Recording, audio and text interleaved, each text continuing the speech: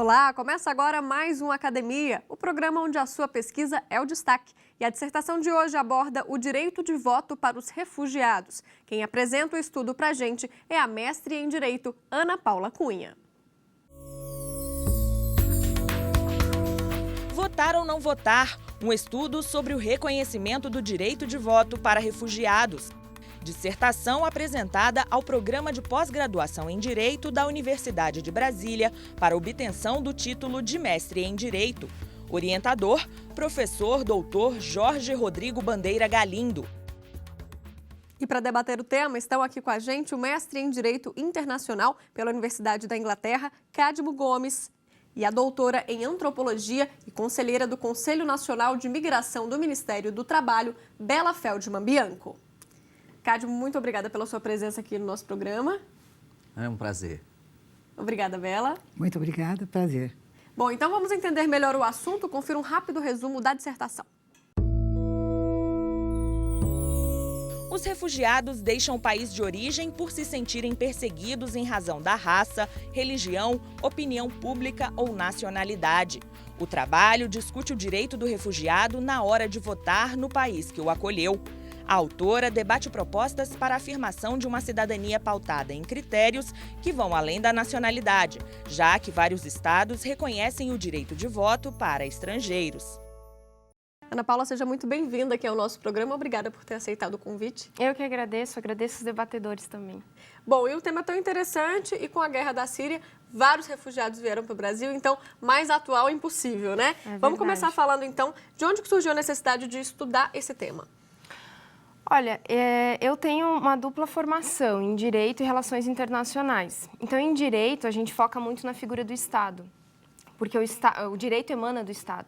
Já em Relações Internacionais, a gente foca muito na emergência de uma comunidade internacional. Então, eu procurei demonstrar que, a despeito da internacionalização de direitos humanos, a despeito da afirmação de uma comunidade internacional, o Estado ele permanece como o principal sujeito de direito internacional, como o principal ator das relações internacionais. Então, a ideia foi enfatizar que, embora a doutrina de direito internacional dos direitos humanos, principalmente no pós-Segunda Guerra, tenha focado muito no aspecto violador de direitos humanos do Estado, ele precisa ainda ser visto como uma importante arena de realização de direitos fundamentais, inclusive de direitos políticos, porque os direitos políticos têm que ser vistos como direitos fundamentais. E a metodologia, você chegou aí a campo? Sim, na verdade, a maior parte da minha dissertação, ela, como todo trabalho jurídico, ele se fez com base em revisão bibliográfica. Mas no último capítulo eu apresentei um resultado de pesquisa empírica. Eu fiz pesquisa na modalidade de entrevista com refugiados e com conselheiros do CONARE, que é o Comitê Nacional para Refugiados. Isso foi aqui em Brasília? Foi aqui em Brasília e no Rio também. Ana Paula, de que forma essas entrevistas enriqueceram o seu trabalho? Olha, eu acho que, em primeiro lugar, foi uma experiência que me enriqueceu, que me transformou como pessoa e como pesquisadora. E, embora eu não possa, a partir dessas entrevistas, fazer generalizações, até porque para isso eu precisaria de um universo maior de entrevistados, precisaria de uma metodologia diferenciada e até é bom a gente enfatizar que o ensino jurídico no Brasil, ele não é preparado para pesquisa empírica. Então, na verdade, foi um grande desafio fazer uma pesquisa empírica. Aliás, a ideia de fazer isso eu atribuo ao meu orientador, que sempre criticou o fato de que o direito, de uma maneira geral, e o direito internacional, de uma maneira específica, são muito carentes de pesquisa empírica. E isso é grave, porque isso contribui para um distanciamento entre a realidade e o direito, e o dever ser. Então, a pesquisa empírica aqui nesse trabalho, na verdade, foi uma tentativa de ilustrar o debate teórico, sabendo, sim, que a partir dos resultados eu não posso pretender generalizações. Eu não posso afirmar que os refugiados no Brasil, em geral, pensam de um jeito ou de outro. Mas eu achei que foi uma experiência importante para ilustrar todo o debate teórico que foi traçado nos capítulos anteriores. Mas a maioria é a favor? do direito ao voto? Então é interessante, cerca de 70% dos entrevistados se manifestaram no sentido de que gostariam de votar no Brasil, por entender que o exercício de direito de voto, o exercício de atividades políticas é importante para a noção de pertencimento à sociedade, para a noção de integração à comunidade local. Só que numa percentagem muito semelhante, eles se manifestaram contrariamente ao reconhecimento do direito de voto, entendendo que o Brasil, na verdade, age corretamente quando proíbe o direito de voto para estrangeiros e para refugiados de uma maneira específica. E é interessante, porque no segundo capítulo eu falo justamente dessa construção historicamente amarrada entre a nacionalidade e a cidadania. A cidadania sempre esteve restrita aos cidadãos nacionais. E essa fala reverbera nas entrevistas com refugiados. Eles justificam que o Brasil está certo em não reconhecer o direito de voto por entender que eles são estrangeiros, por entender que são refugiados. Você citou também, Ana, a questão da referência bibliográfica, separou alguns livros para a gente separou 3, vamos ver então quais que você indicou. Vamos lá. Origens do Totalitarismo, de Hannah Arendt, editora Companhia das Letras. Homo Sacer, O Poder Soberano e a Vida Nua 1, de Giorgio Agamben, editora UFMG. Transconstitucionalismo, de Marcelo Neves, editora WMF Martins Fontes. Tem a intenção também de transformar em livro o seu estudo, Ana? Eu publiquei na forma de artigos separados, isso. Ah, bacana. Então está disponível? Tá sim. Maravilha. Bom, então agora fica à vontade, já que a gente entendeu melhor esse tema, fica à vontade para explicar o resto da sua dissertação para a gente. Tá bom, muito obrigada. Bom, então, como eu adiantei, na modernidade, na época da consolidação dos Estados nacionais, a nacionalidade sempre foi determinante para a cidadania. Com a consolidação dos Estados nacionais, lá no século XV e XVI, a nacionalidade se tornou um importante fator de limitação do poder soberano, porque a soberania passou a ser exercida sobre um conjunto de pessoas específico, que são os nacionais. E os nacionais são apreendidos como integrantes do povo. E o povo nacional, nessa época e até os dias de hoje, é visto como um conjunto de pessoas iguais, homogêneas, ahistóricas, que se unem em torno de tradições, histórias, hábitos comuns. Consequentemente, Hannah Arendt debate muito bem isso, a nação se apropria das estruturas do Estado e, consequentemente, a soberania ela se volta apenas para os cidadãos nacionais. O Giorgio Agamben, que foi importante para o meu trabalho, debate muito bem o fenômeno da politização da vida natural, que reverbera até hoje. Quer dizer, fenômenos naturais como o nascimento, a ascendência, a origem familiar, se tornam determinantes do status político do indivíduo e do acesso a direitos fundamentais. E, especificamente no que tange aos direitos políticos, é interessante a gente perceber que o próprio direito internacional dos direitos humanos restringe esses direitos políticos aos cidadãos nacionais, proibindo, portanto, o exercício desses direitos por parte de estrangeiros. E eu demonstro que o reconhecimento do direito de voto para estrangeiros não é nenhuma anomalia no sistema internacional, porque isso já existem experiências consolidadas e que, inclusive, estão em expansão no sistema internacional. É claro que existe uma variação nessas experiências. Há estados que reconhecem o direito de voto para estrangeiros apenas em eleições locais, por exemplo, que é o caso da Coreia do Sul, da Hungria e outros países. Há outros não, que estendem esse direito para eleições intermediárias, que grosso modo seriam as nossas eleições estaduais, e também para eleições nacionais, que é o caso de Portugal, Suécia. No Brasil, a gente tem um impeditivo constitucional claro ao reconhecimento do direito de voto para estrangeiros em geral e para refugiados. Está lá no artigo 14 da Constituição, vedando o alistamento eleitoral por parte de estrangeiros. De todo modo, já foi apresentada uma PEC, uma proposta de emenda à Constituição, propondo a modificação desse dispositivo constitucional de modo a se reconhecer o direito de voto para residentes permanentes, estrangeiros que residam permanentemente no Brasil. No entanto, essa PEC foi arquivada e o arquivamento se deveu ao encerramento da sessão legislativa e a questão simplesmente não foi ressuscitada, não foi trazida à tona. No quarto capítulo, que é o capítulo final, eu apresento, então, o resultado de pesquisa empírica na modalidade entrevista feita com refugiados. E é interessante que, embora, como eu coloque, a gente tenha que repensar um sistema de direitos humanos que é calcado na nacionalidade, que é calcado em elementos naturais, os próprios refugiados não reconhecem a proibição de votarem no Brasil como uma limitação a um direito humano, como uma limitação a um direito fundamental. Eles entendem como algo natural e decorrente da condição de estrangeiro, da condição de refugiado. Eu acho que a principal conclusão do trabalho é a necessidade de a gente repensar todo o nosso sistema de reconhecimento de direitos humanos, que é pautado em elementos organicistas, em elementos artificiais e acidentais, que no caso são o nascimento e a ascendência.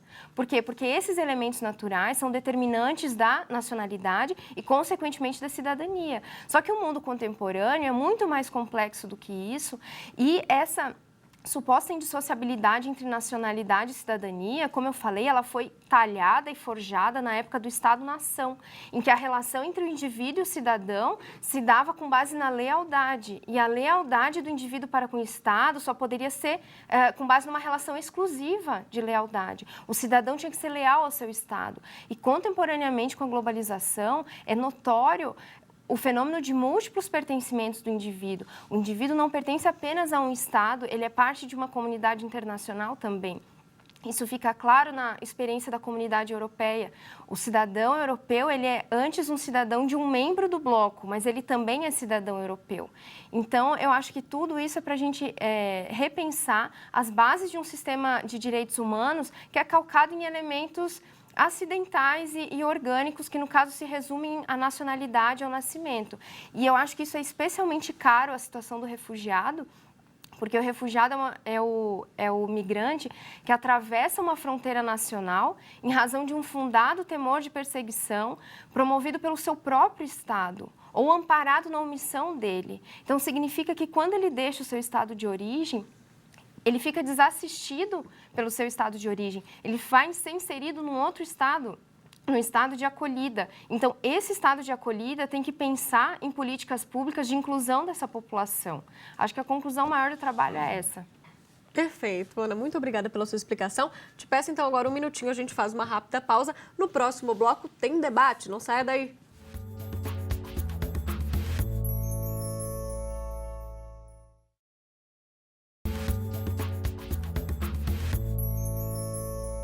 Estamos de volta e agora para debater o direito de voto dos refugiados. Para questionar a Ana Paula, estão aqui a doutora em antropologia Bela Feldman Bianco e o mestre em direito internacional Cadmo Gomes.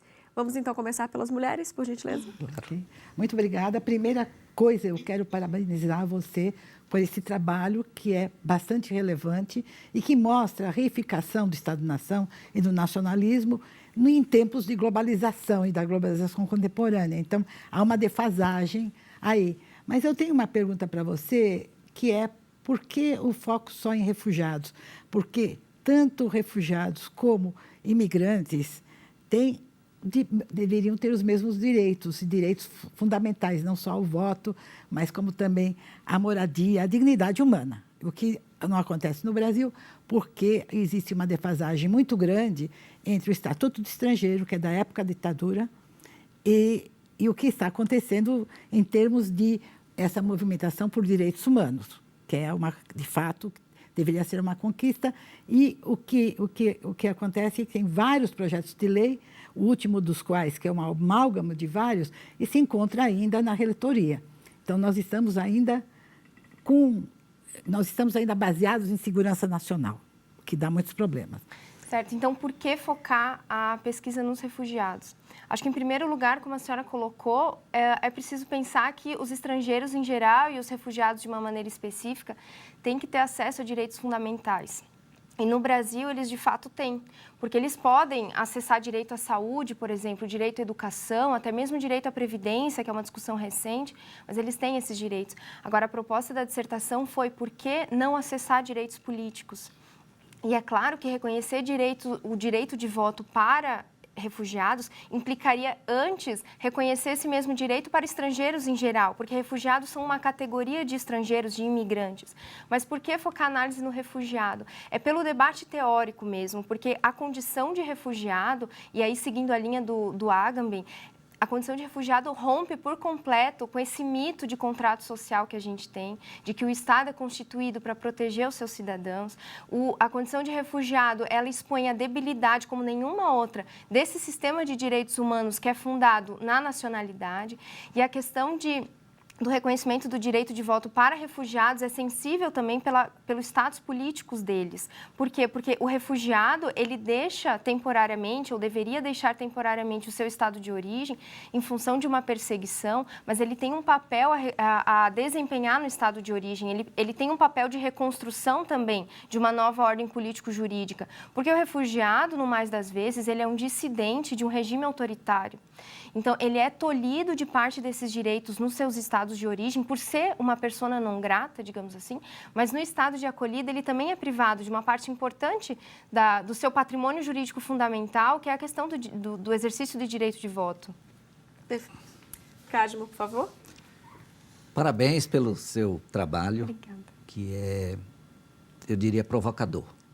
É pouco usual a gente ver se falar em direitos políticos para estrangeiro, mesmo porque o direito ele já regula tão peremptoriamente a matéria que é difícil a gente até pensar, imaginar em contestar isso. Tem um ponto que me chama a atenção. O estrangeiro refugiado, ele traz consigo a lealdade à nação. Ele pode não ser leal ao Estado, onde ele foi perseguido, onde ele deve ter alguns direitos negados, ou ele vive em situação tal de insegurança que é preferível ser um refugiado. Como se coaduna essa lealdade à nação que ele vai manter com uma lealdade ao Estado em cujo território agora ele vai se encontrar? Eu acho que o pedido, a ideia do direito político, ela não entra em conflito com essas duas lealdades, uma ao Estado e outra à nação? Eu acho que pensar em lealdades exclusivas, como eu falei, é um ranço da modernidade, né? Era um ideal da modernidade que os seus cidadãos tivessem lealdade exclusiva para com o soberano. Só que hoje a realidade é muito mais complexa. A gente não pode descartar, como eu disse, o papel de atuação política no estado de origem e também no estado de acolhida, porque justamente existe essa possibilidade de múltiplos pertencimentos. Acho que essa questão da lealdade exclusiva a um soberano é uma ficção. Isso aí tangencia a questão das múltiplas nacionalidades, em que hoje o indivíduo tem diversas cidadanias. Exatamente, isso é muito visível na questão da União Europeia. Inclusive, eu abordo na dissertação. Existe uma cidadania europeia prevista lá no Tratado já Constitutivo da União Europeia de 92. Quer dizer, existe a possibilidade de um indivíduo que provém do bloco ter uma cidadania europeia e não só do seu estado de origem. Agora, é interessante, na dissertação a gente debate a possibilidade de se estabelecerem outras bases para a cidadania que não simplesmente na nacionalidade. Então, se fala muito hoje numa cidadania desnacionalizada ou numa cidadania supranacional, com base justamente em outros parâmetros. O próprio sistema de direitos humanos poderia ser um parâmetro para estabelecer novas bases para a cidadania. Só que a experiência mais avançada que a gente tem de integração hoje é a União Europeia. E mesmo nesse bloco, para se ser um cidadão europeu, supranacional, em tese, é preciso ter a cidadania de um estado do bloco. Então, ou seja, a cidadania europeia ela não é supranacional, ela não é desnacionalizada. Pelo contrário, ela é bem estatalista. E aí tem um problema, essa sua resposta, que traz que, se pensarmos em termos de comunidade europeia, quem tem direitos são aqueles cidadãos europeus, né? Porque os extracomunitários documentados têm direitos, mas os indocumentados, eles são criminalizados completamente. Então, quando se fala inclusive, aqueles solicitantes de refúgio, vejam o que está acontecendo na Europa de hoje. Isso é uma questão que eu gostaria que você respondesse. Eu não chego a fechar uma conclusão peremptória sobre se o Brasil deve reconhecer o direito de voto para refugiados ou não. Até porque eu acho que essa é uma discussão que ainda está bastante longínqua da nossa realidade brasileira. Não é uma prioridade para o Estado brasileiro e acho que não é uma realidade nem para a sociedade brasileira. Só que isso, a meu ver, não tira a importância do debate teórico. E acho que a dissertação, na verdade, quis lançar algumas ideias, lançar algumas bases. Como eu disse, eu entrevistei um grupo relativamente pequeno de refugiados, foram 24 refugiados, e, paralelamente, os conselheiros do CONARE. A maior parte dos entrevistados eram homens, jovens, em idade economicamente ativa. Eu fiz as entrevistas na forma de anonimato, para garantir que eles se sentissem à vontade para falar, e foi interessante verificar que muitos não falariam se não fosse na condição de anonimato, e a maior parte deles se encontra aqui no Brasil sozinhos, mas espera a reintegração familiar e, na verdade, trabalham para isso. E contam, na verdade, com a ajuda do governo brasileiro para isso. A maior parte dos refugiados, como eu disse, se manifestou favoravelmente, no sentido de que gostariam de poder exercer atividade política no Brasil, mas também se manifestaram contrariamente, ou melhor, a favor da vedação existente na Constituição para esse reconhecimento. Tá certo. Carlos? Quando se fala nos direitos políticos, né, a gente sabe que eles estão inseridos na primeira dimensão dos direitos humanos. São, junto com os chamados fundamentais e os civis. No nosso país, hoje, nós temos o acolhimento de muitos refugiados do Haiti, que vêm de uma tragédia da natureza, né? É claro que eles têm um problema econômico, uma economia num estado bastante incipiente, mas a primeira motivação de vinda dos haitianos foi ainda o terremoto que houve lá, que, como se diz, que praticamente tolheu as possibilidades até de sobrevivência de quem não morreu na tragédia. Numa situação como essa, em que se garante também até, porque esse é um dos direitos mais difíceis de se reconhecer a estrangeiro, que é o direito ao trabalho, né? Como se vê? Não seria prioritário garantir o trabalho ou a previdência acima do direito político imediatamente? Você fala com muita propriedade a respeito das suas entrevistas, em que eles se manifestam se dizendo que gostariam, mas que, ao mesmo tempo, eles consideram que a legislação está correta. Eu queria só um comentário seu sobre isso. Claro, sem dúvida. Como eu disse antes, há prioridades, né?